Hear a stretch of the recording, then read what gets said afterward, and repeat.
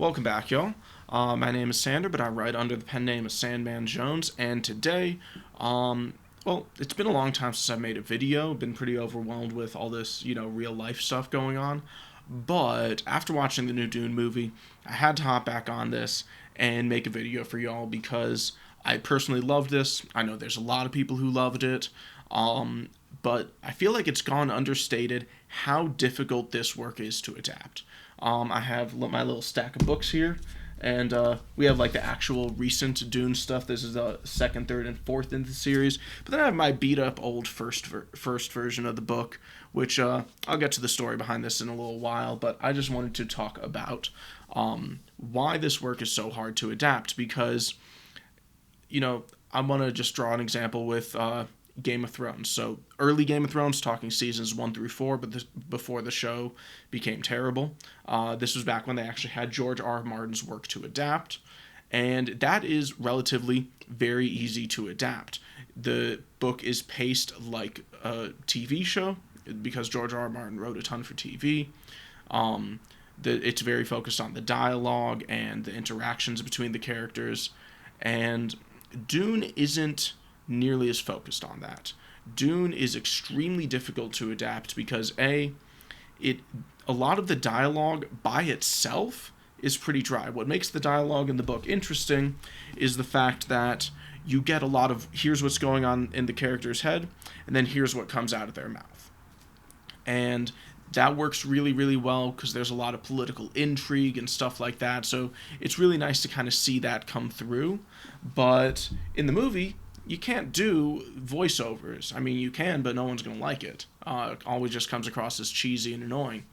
So being able to not include that, they had to make a lot of changes to the dialogue, and I think all the changes they made it a lot more interesting. They brought out a lot more personality in the characters, as opposed to the way Paul sees them, which in the book is, I think, a big way that the characters are made interesting, is the way that Paul sees them and kind of the tidbits of information you get about them through his character. And then also the fact that, like I was saying earlier, their internal dialogue is really, really interesting. So, yeah, mainly with how they had to work with taking the way the dialogue works in the book and adapting that into the screen without losing what makes the characters interesting. And they did a phenomenal job of this. I absolutely loved it. I know some really big book fans have had a bit of a issue with Duncan Idaho, which is Jason Momoa's character. I personally loved it. I thought it made him a lot more interesting than he came across in the book, at least early on. And so then the other thing is something that I personally loved about the book that I think a lot of people really enjoy about it is the philosophy. There is a ton of interesting, deep philosophy baked into this world, baked into the way it's presented to you and all this other stuff. And you can't really capture that very well on screen because it's not, you're not inside the characters' heads. That's, I think, the big fundamental difference that goes into adapting anything. You can't be directly in their head.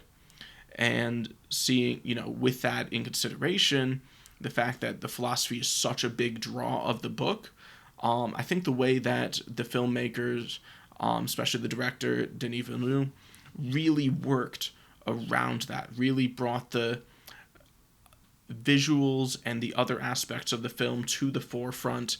There was still some of the philosophy. We got our classic quote, "I will not fear, fear is the mind killer," blah, blah, blah, blah, blah. I love that quote. And so, yeah, between the internal dialogue and the philosophy is tricky. And then lastly, the pacing. Don't get me wrong, I love the book, but I think my main complaint about it is the pacing. It kind of starts and stops. The early part is pretty slow. Sometimes information is delivered in weird ways. Don't get me wrong, I love it. It's one of the most classic books of all time. This is, for people who aren't familiar, this is probably like the Lord of the Rings of sci-fi in the sense that everything can kind of trace itself back to this, with the exception of like hard sci-fi and cyberpunk. I would argue those two take different routes because there's a lot more focus on technology and science and questions about computers and stuff like that, which we don't get into. But pretty much anything with the Galactic Empire, anything with basically a magic system, like the Force in Star Wars is basically a magic system. Spice does something similar in Dune. Honestly, in my opinion, Dune is like way less digestible Star Wars. Or rather, Star Wars is very digestible Dune. Because the subject matter, the way it's written, the way everything comes together is a lot more complicated and a lot more nuanced than I think what you get in Star Wars. Star Wars is much more streamlined. And so to pull this off the way that they did in the film, adjusting the pacing and the way that events play out, adjusting the dialogue to make it more fleshed out, more interesting, and, I don't want to say leaving the philosophy behind, because the philosophy hasn't been left behind. It's just taking a back seat. And I think between all these three things, this is an incredibly difficult work to adapt, which is why the one that came out in the 80s is just considered garbage by everyone. In fact, whenever I mention the book or the movie Dune to my dad, the first thing he says is, "Oh, the one in the 80s was terrible." And yes, I'm sure it was. I've seen clips. I'm like, what? And then I just turn it off or turn away. But this recent one that just dropped, absolutely phenomenal. I loved every moment of it. The visuals, the acting, the casting, everything was perfect. Quick little side note, my new goal for my beard is get that Duke Leto beard, that like perfectly cleaned up shade. That was just a little side note, but that was just phenomenal. He had a great beard. But yeah, Dune was amazing. I'm completely avoiding spoilers in this one. Probably going to leave this as my only Dune content for now. This did inspire me to get back into reading the books. I read book 2, and I started to read book 3 when I just kind of, I don't want to say got bored, but I just wanted to read something else. I get series fatigue somewhat easily with books when they are a long epic series, which Dune definitely is. And I think that's it for today's video, y'all. So thank you for checking it out. Subscribe and drop a like and all that good stuff. Leave a comment. Let me know what you thought about it. If you have an opinion on this, if you agree, disagree, I'd love to hear your thoughts. And I will catch you in the next one. Peace.